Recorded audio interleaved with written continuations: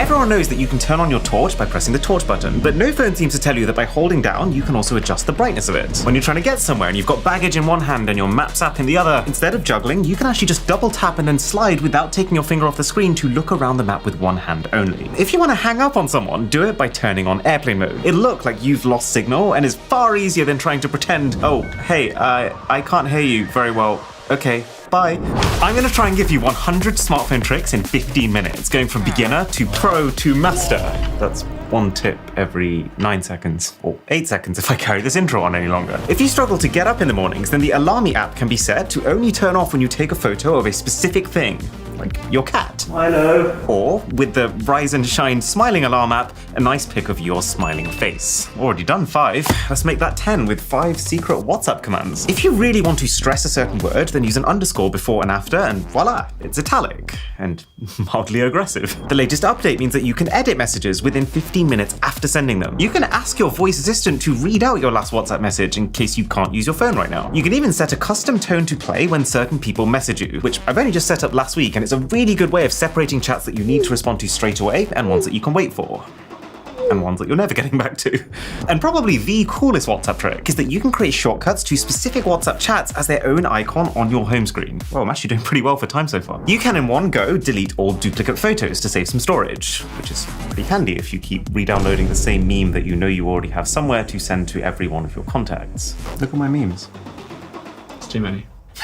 You can also search for your unused apps in your storage settings and uninstall those. In Android Contacts, left swipe a contact name to message them, right swipe to call them. You can long press on the spacebar on iOS and Android to scroll the cursor. Trust me, when you get used to this, it's a way faster way of navigating than fiddling with your massive fingers and trying to tap the exact spot you want. You can swipe to flick between your existing tabs in both Chrome and Safari. And if you want to open a completely new tab, just swipe again while you're on your latest tab. So that's the basics. This is where we step it up.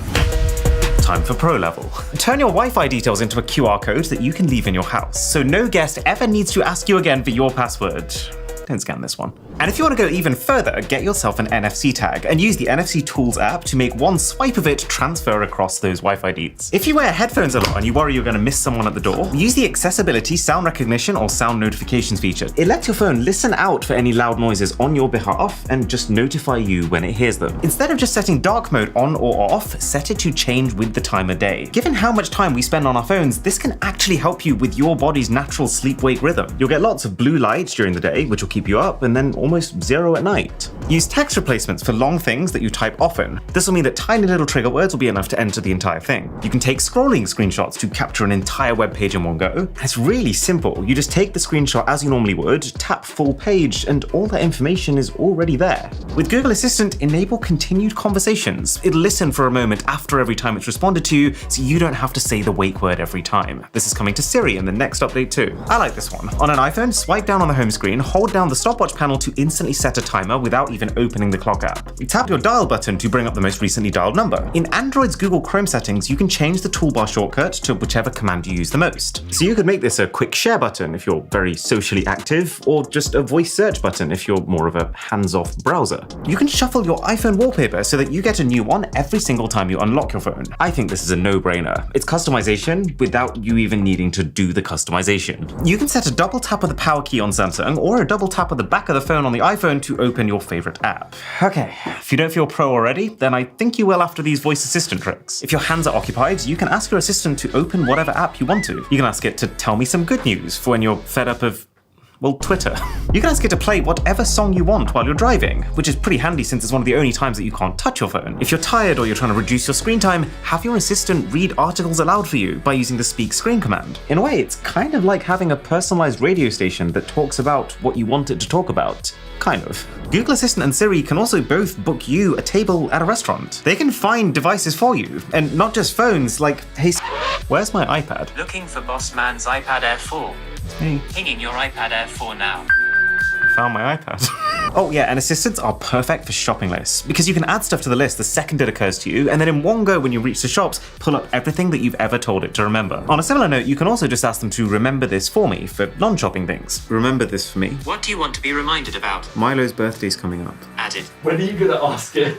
Is Milo's birthday coming up? Not to mention that if you ever want to share whatever's on your screen with someone, you can just tell it to share this with that person. But there's more that we need to know before we can get to master level. For example, iOS Control Center has a quick note feature that lets you instantly compose a note without actually opening the Notes app. You can automatically block spam callers using iPhone's Silence Unknown Calls or Android's Call ID and Spam Protection. But for info that you do want but just happen to miss, notification history is how you can catch up with all your recent notifications, which for me is 2.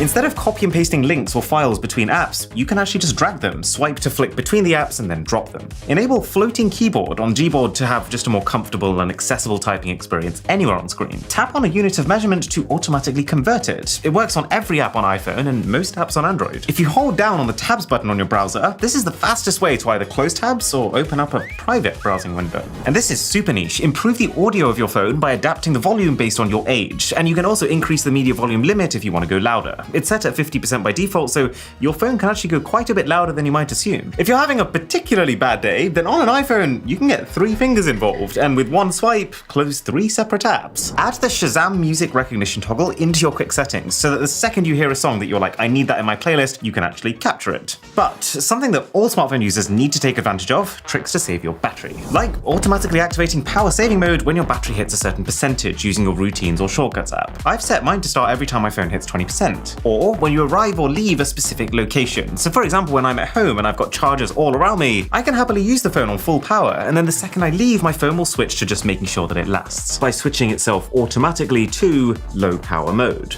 Alternatively, you can just specifically limit the most power hungry features, like for example by switching off your smart assistant's active listening. Now if you, like me, listen to the exact same Spotify playlist every single time, you can save battery by downloading it once and then you don't need to stream it ever again. Just switching to dark mode alone can actually reduce your battery usage by up to 20%, and the higher you tend to keep your brightness at, the more you'll end up saving versus light mode. If you need to hear what's being said in any video, but at the same time you're in a library and you need to be quiet, you can activate live captions. And it works over any app, and it actually works particularly well on our videos. And if you're on iOS, another really handy accessibility option, a baked-in white noise machine. It doesn't require internet, you can use it on airplane mode, and it lets you fall asleep to all sorts of background noises, like rainfall or ocean waves. You can set your incoming call background to a video on Samsung devices. Okay, everyone wants shortcuts, and Android actually has a whole bunch baked in that they just don't even tell you about. So, normally, if you want to bring down your entire quick settings menu, you've got to do it in 2 separate swipes. But if you do the same gesture with 2 fingers instead of 1, it brings the whole thing down in one go.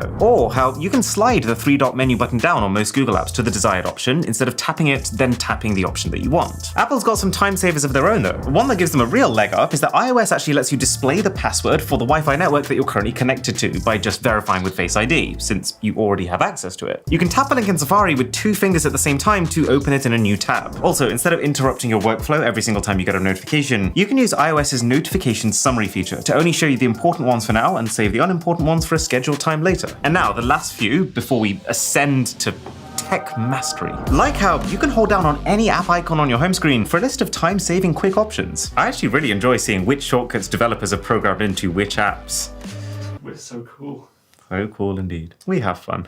If you want to be able to properly switch off every now and again, you can set your Galaxy or your Pixel phone to instantly go on Do Not Disturb as soon as you place them face down. And if you want to go full on with focus mode, create a routine that automatically activates it when you arrive at your workplace. You can even tie your arrival into other apps. Like for example, what my team does is make their phones launch straight into Google Docs when they get here. Oh, and if you're specifically using iPhone's focus modes, as of iOS 16, you can actually set specific lock screens for different focus modes, and they'll automatically change as you switch between them. Another thing that you might have missed from iOS 16 is that Nintendo Switch Joy-Con and Pro controllers are also now compatible. And you might also have missed this one, you'll be kicking yourself, but you can now take photos while shooting video. Okay, this one's really important. It's always worth setting up an emergency contact. Phones are now designed so that if something happens to you, a bystander can call that number without needing your password to unlock your phone. Like for me, I'm severely allergic to nuts, so if I ever had a reaction, then someone could use this to call someone to get me an EpiPen, for example. And if you ever find a lost iPhone, you can just ask Siri, whose phone is this? this. You can use your phone as a digital car key with certain vehicles via Google and Apple Wallet. And the benefit of that is that you can then remotely share that car key to any one of your contacts. Dial this code to access your phone's diagnostic test screen, where you can test that your phone's features like the display and the speakers are actually working correctly. If you send someone a flight number in iOS messages, you can directly with one tap keep track of the flight. So it's oftentimes quite useful just to send that flight number to yourself. If you accidentally dunk your phone in, there's a misleading amount of water in there. All you have to do is to go to fixmyspeakers.com and it'll clear them. Now, if you have something untoward on your cellular device that you don't want your friends or your family to experience, use screen pinning when you hand it over so they can't leave the app that they're currently in. Okay, enough playing around. It's time for the master tier. These magnetic multi-head chargers allow you to have every smartphone connector available on a single wire. So it doesn't actually matter what device your friends are using, you can always be the provider of charge. Use the Notify Buddy app to give your phone a makeshift notification LED by lighting up a small group of pixels with whatever color that you want to represent each one of your apps. You can set custom messages to send automatically when you decline a call. I had a bit too much fun with this one. Now, most people probably know that they can automate things on their phone using routines or shortcuts, but real tech masters use the If This, Then That app, or IFTTT. Here's some of my go-to automations on it. It can send a text to someone as you're approaching their house to say, I'm 10 minutes away. It can turn your lights on automatically as you step through your door. Add songs that you're liking on YouTube automatically into your playlist on Spotify. Mute your phone the minute you arrive at whatever you've set as your workplace. It can even log how long you spend in a specific location on a spreadsheet. For example, let's say you go to work and you want to count your work hours, or if you want to keep track of how long you're in the gym for. The second your phone connects to a Bluetooth device, automatically plays a specific playlist immediately.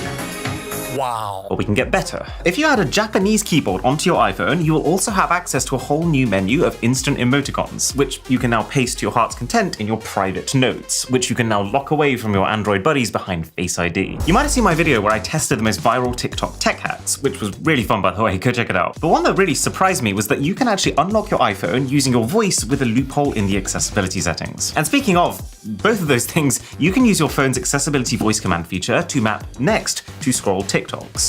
Or, if you're a person of culture, YouTube Shorts. FaceTime can fake eye contact for you, since most people naturally look at the screen and not the camera. If you tap the power button 5 times quickly, your iPhone will disable Face ID. So if someone's trying to hold your eyes open and force you to unlock it, they can't anymore. You can do calculations in the Spotlight search without needing to open up the calculator app. Oh, and speaking of, when you are using the calculator, you can swipe from right to left over the numbers to just delete a digit, so you don't have to hit clear and lose the entire thing.